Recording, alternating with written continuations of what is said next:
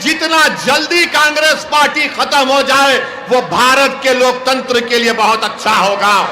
कि वो तेरी बेवफाई का गम एक बहाना था सनम, अपनी किस्मत ही कुछ ऐसी है कि जूता पड़ गया, ये ना होता तो कोई और वजह होनी थी, हम वो हैं जिसके हर हाल में जूता पड़ना था। गलत कह रहा हूं क्या? अरे बेशर्मो, इसी आसिफ इब्राहिम ने बोला था कि वो एक टेरर मॉड्यूल था। इशरत जहां एक टेररिस्ट थी, वो मोदी जी को मारने जा रहे थे। एक दूसरे के बराबर नहीं रखा। इस देश ने हमेशा कुरान को संविधान से ऊपर रखा। अब आप सोच रहे होंगे कि ये बात बड़ी लॉजिकल है, पर रिजवान कुमार विश्वास का विरोध क्यों कर रहा है? कुमार विश्वास साहब, तो साथियों बहुत कुछ घट रहा है देश में, कुछ खामखा का घट रहा है। रॉ में आईबी में एक रिपोर्ट आई कि मुस्लिम आईपीएस ऑफिसर्स की गिनती अब लगभग ना के बराबर रह गई है। किसी भी सीनियर पोस्ट पर मुस्लिम आईपीएस ऑफिसर रॉ में या आईबी पर नहीं है। जाहिल आजम साहब को उस पर मुंह खोलना था, इज्जत के मारे में उनका नाम नहीं लेता हूं, तौबा तौबा। तो जाहिल आजम साहब को उस पर मुंह खोलना था उस रिपोर्ट के आधार पर, और हमारे कुमार विश्वास भाई ने उसका काउंटर मार दिया। मैं दोनों से संतुष्ट नहीं हूं, मैं दोनों की बात से संतुष्ट नहीं हूं। जाहिल आजम साहब की बात से तो मैं कभी संतुष्ट हो ही नहीं सकता, कुमार विश्वास साहब की बात से भी मैं संतुष्ट नहीं हूं। यह भी एक गलत नरेटिव सेट किया जाता है। जब ऐसी बातें विदेश में जाती हैं तो कैसे उनका गलत इंटरप्रिटेशन हो सकता है, यह मैं विश्लेषण करके आप लोगों को बताऊंगा। और सबसे पहले बताऊंगा विपक्ष की बेशर्मी मणिपुर को लेके। मैं वही आदमी हूं ना जो चिल्ला चिल्ला के बोल रहा था कि सरकार को the buck stops at Amit Shah, वो हमारे गृह मंत्री हैं, उनको मणिपुर पर बोलना चाहिए। मैं ही हूं ना जो बोल रहा था।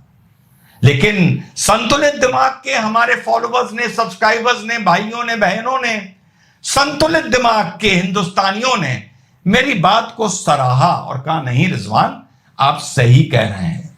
गटर छापों की तरह गालियां नहीं दी, लेकिन जब अमित शाह बोलना शुरू किए तो विपक्ष की बेशर्मी एक बार मैं भी आपको दिखाऊंगा।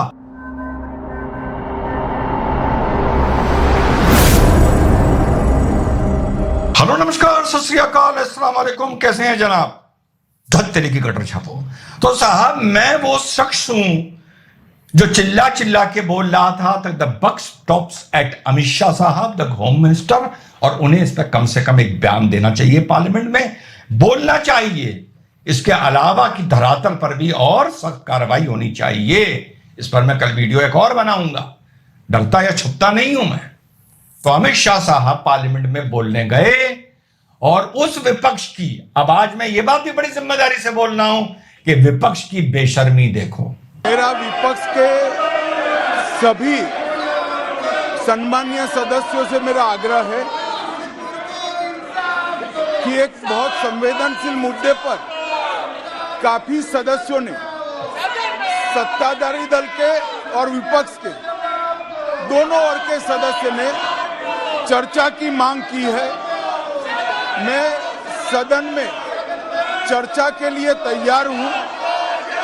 मुझे मालूम नहीं है कि विपक्ष क्यों चर्चा करने देना नहीं चाहता है। मेरा विपक्ष के नेता को आग्रह है कि चर्चा होने दे।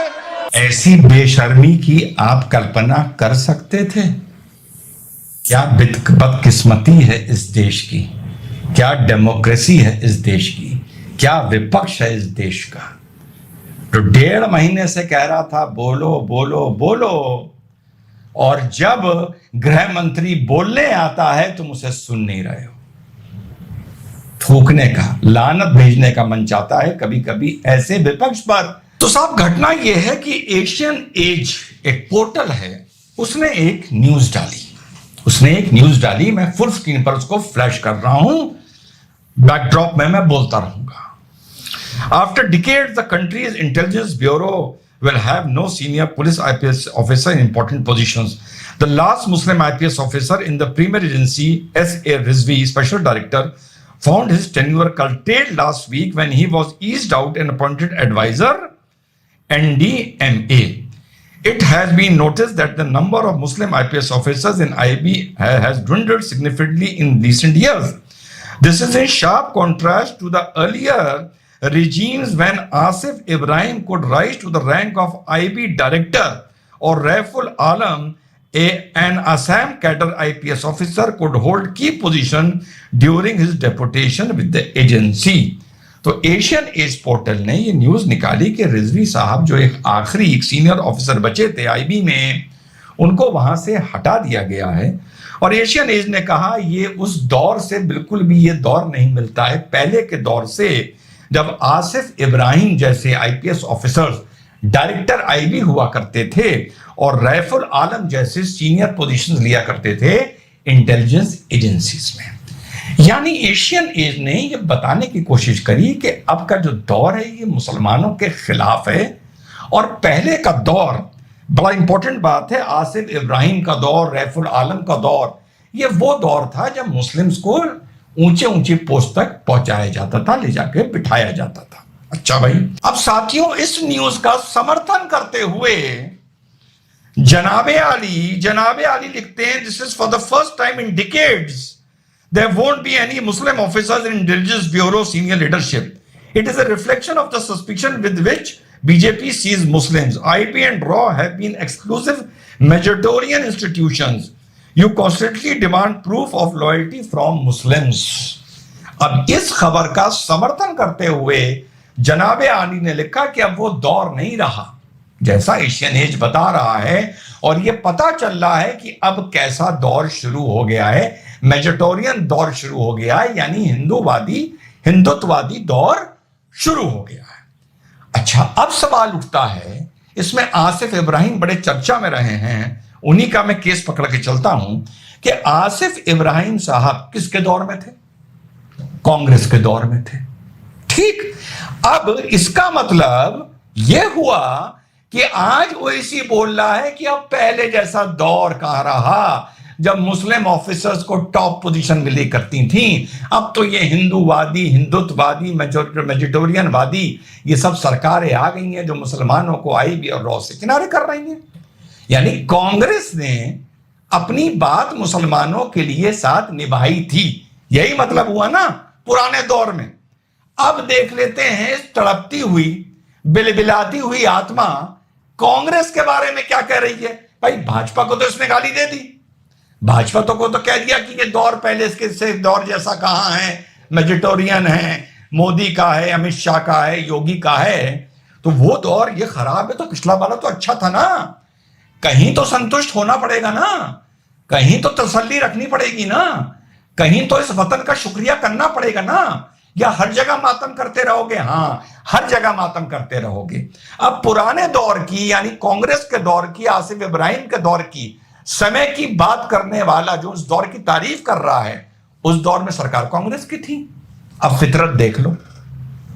All these elitist Muslims who believe that Congress party is the only alternative, which I don't believe. Congress party is not at all interested in Muslims empowerment or in... पूछो कांग्रेस के नेताओं से, जुलाई 2019 जब अमित शाह ने यूएपीए का अमेंडमेंट का तरमीमी bill लाए थे, जिस कानून में आज ये 150 बच्चे उबली के जेल में, उस कानून को सख्त करने में कांग्रेस ने बीजेपी का साथ दिया था। बल्कि जितना जल्दी कांग्रेस पार्टी खत्म हो जाए वो भारत के लोकतंत्र के लिए बहुत अच्छा होगा।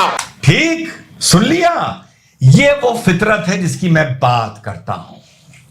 तुम भाजपा के लिए भी मातम कर रहे हो और उस दौर की दुहाई दे रहे हो। जब कांग्रेस का दौर था तो आसिफ इब्राहिम का, राइफुल खान का नाम ले रहे हो, या जहां नाम लिया गया है उसका समर्थन करके ट्वीट कर रहे हो कि वो दौर और था, ये तो हिंदूवादी दौर है, और उस दौर में जो सरकार थी तुम उसे भी कोस रहे हो। समझे मेरी बात? कैसे एज अ कमेंटेटर में चीजों को जोड़ के साबित करता हूं। जो मैंने बोला था कि वो तेरे प्यार का गम एक बहाना था सनम, अपनी किस्मत ही कुछ ऐसी है, दिल टूट गया, तू ना होता तो कोई और गम होना था, हम वो हैं जिन्हें हर हाल में वो रोना था। तो मुसलमान पर ये गाना बहुत सूट करता है मेरे भाइयों, कि वो तेरी बेवफाई का गम एक बहाना था सनम, अपनी किस्मत ही कुछ ऐसी है कि जूता पड़ गया। ये ना होता तो कोई और वजह होनी थी। हम वो हैं जिसके हर हाल में जूता पड़ना था।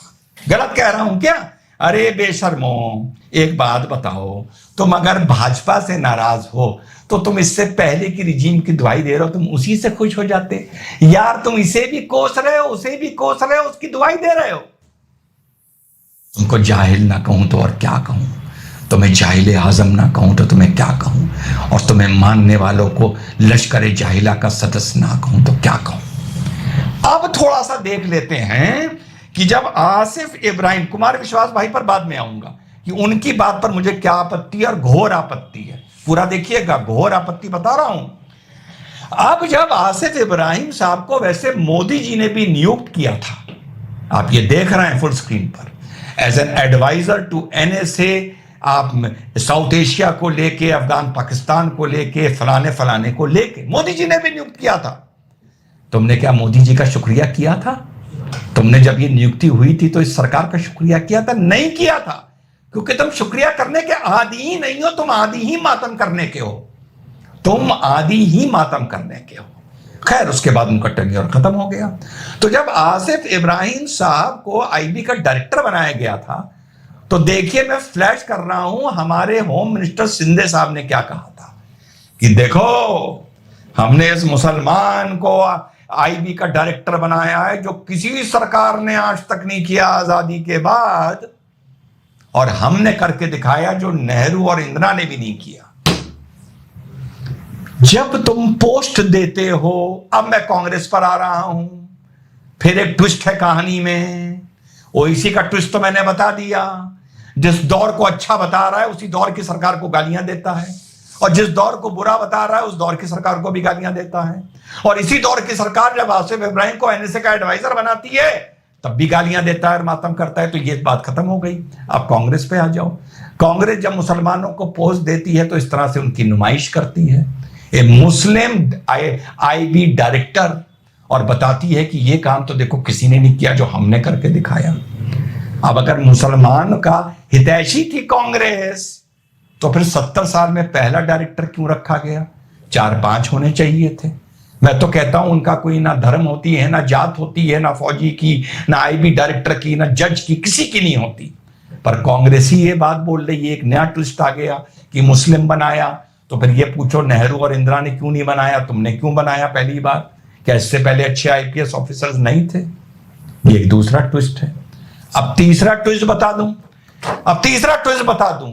जिस आसिफ इब्राहिम के ट्वीट पर जाहिल आजम रीट्वीट कर रहा है और उसको टैग करके कमेंट कर रहा है, आसिफ इब्राहिम के बारे में भी बता दूं।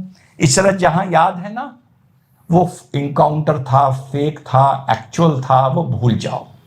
कहते थे ना, छोटी सी लड़की थी, घूमने जा रही थी, पकड़ के मार दिया। ये चला था ना इस देश में 10 साल, ये ड्रामा चला था ना इस देश में, या नहीं चला था? चला था ना। तो जिस आसिफ इब्राहिम की एशियन एज दुहाई दे रहा है आईपीएस ऑफिसर की, और उस केस में एक राजेंद्र कुमार के ऊपर सीबीआई ने कहा था यूपीए की कि हम चार्जशीट लगाएंगे, क्योंकि इसने इंफॉर्मेशन दी थी आईबी के एक सीनियर ऑफिसर आईपीएस था मध्य प्रदेश कैडर का, उसने इंफॉर्मेशन दी इनके मूवमेंट के बारे में कि ये एक मॉड्यूल जा रहा है जो नरेंद्र मोदी जी की हत्या कर सकता है। तो सीबीआई ने यह कहा कि राजेंद्र कुमार पर भी चार्जशीट लगेगी, वो भी इस फेक एनकाउंटर में शामिल है। अभी मैं फेक और रियल पे नहीं जा रहा हूं, मैं तो सिर्फ इस पे जा रहा हूं। कह रहे थे ना, एक इनोसेंट आदमी, एक इनोसेंट लड़की 17 साल की बेचारी गुजरात घूमने जा रही थी, पकड़ के मार दिया। अब एक बहुत बड़ी बुरी खबर आने वाली है। इन लोगों को बोलने से पहले पता नहीं होता ये क्या बोलना है, पर हम पढ़ के बैठे होते हैं। इशरत जहां के बारे में इसी आसिफ इब्राहिम ने क्या बोला था, पढ़ लीजिए। इसी आसिफ इब्राहिम ने बोला था कि वो एक टेरर मॉड्यूल था। इशरत जहां एक टेररिस्ट थी, वो मोदी जी को मारने जा रहे थे। आईबी और सीबीआई के पास बुतेरे सबूत थे उनके टेररिस्ट होने के। चौथी बार रिपीट कर रहा हूं, वो इनकाउंटर फेक था या नहीं था इस पर कमेंट नहीं कर रहा, पर वो टेररिस्ट थी और मारने जा रहे थे। और ये बात आसिफ इब्राहिम ने ही बोली थी।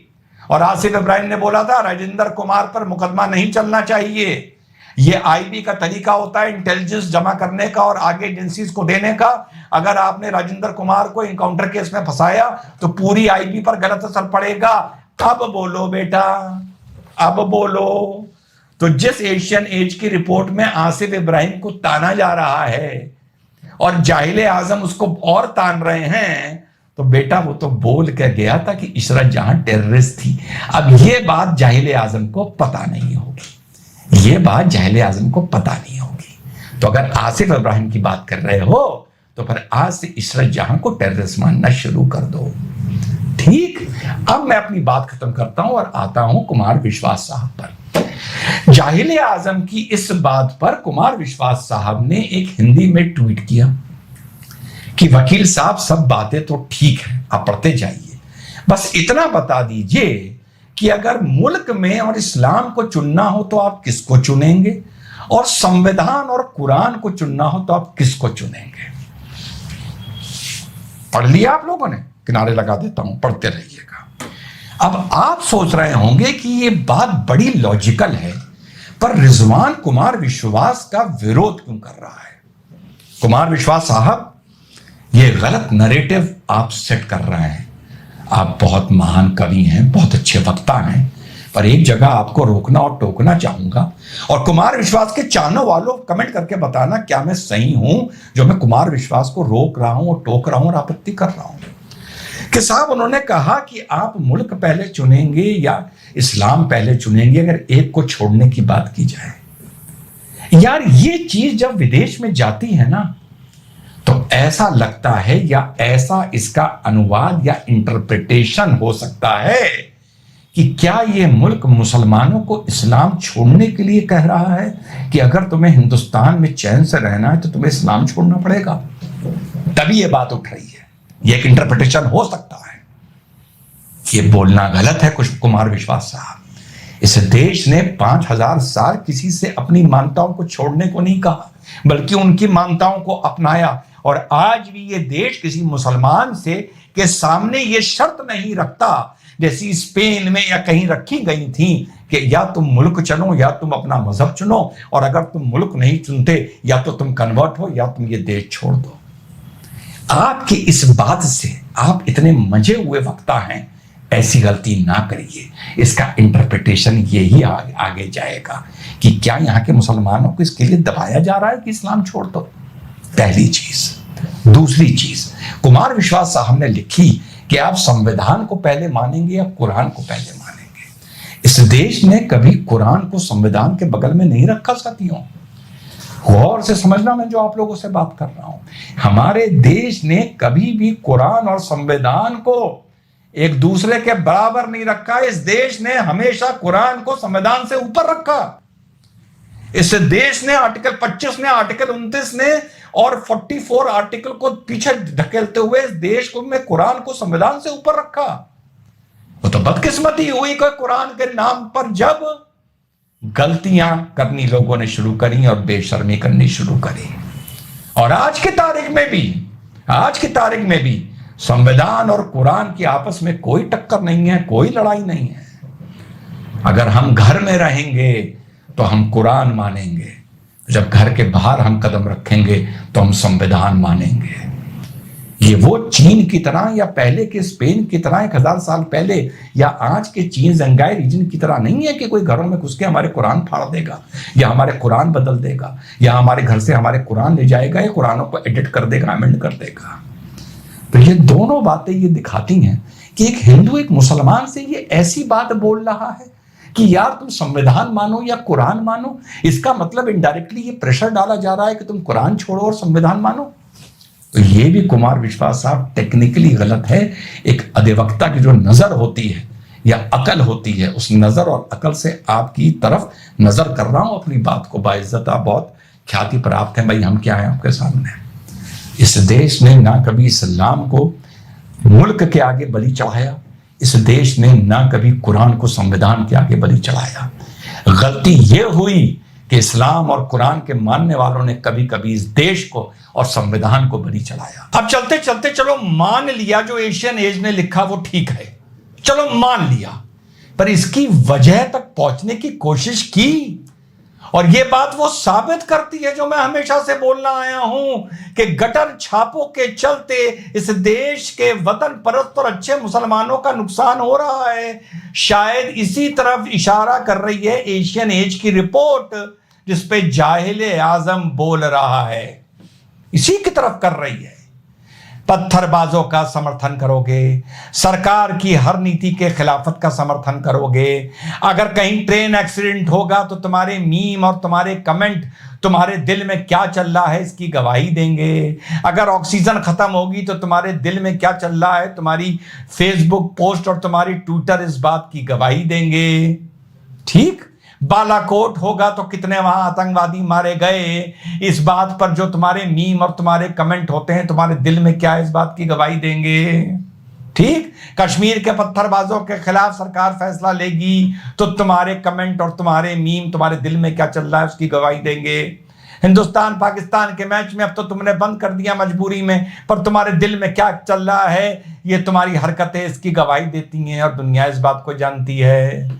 तो हर चीज अगर सरकार की खिलाफ जा रही है, खामखा किसान आंदोलनों में कूद जाओगे सरकार को घेरने के लिए, खामखा खिलाड़ियों के आंदोलनों में कूद जाओगे, जबकि किसानी से या खिलाड़ी से कुश्ती से तुम्हारा कोई लेना देना नहीं, सरकार के खिलाफ बोलने के लिए, तो फिर ये सरकार तुम्हें ऊंचे पदों पर क्यों पहुंचाएगी?